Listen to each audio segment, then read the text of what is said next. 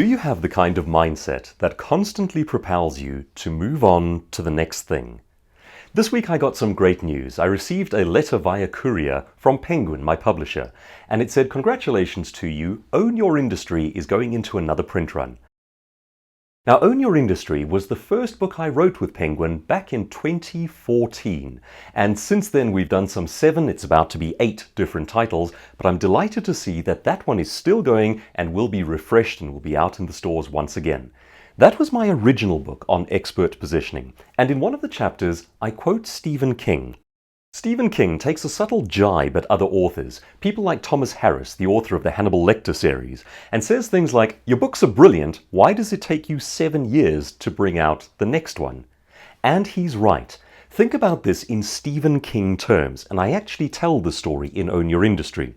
If he had written Carrie, which was his first commercially published book, and sat back and left that and waited on that one as his accolade, and essentially said to the world, "Now make me famous," we wouldn't know who Stephen King is today.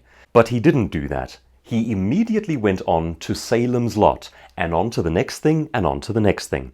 Now, some nearly 50 years of productivity later, he is iconic, he is a household name. And it is not just based on the brilliance of a single novel, it is based on constant production over time. So as Own Your Industry goes into its next print run, I'd like to ask you the question that I asked in that chapter all of those years ago.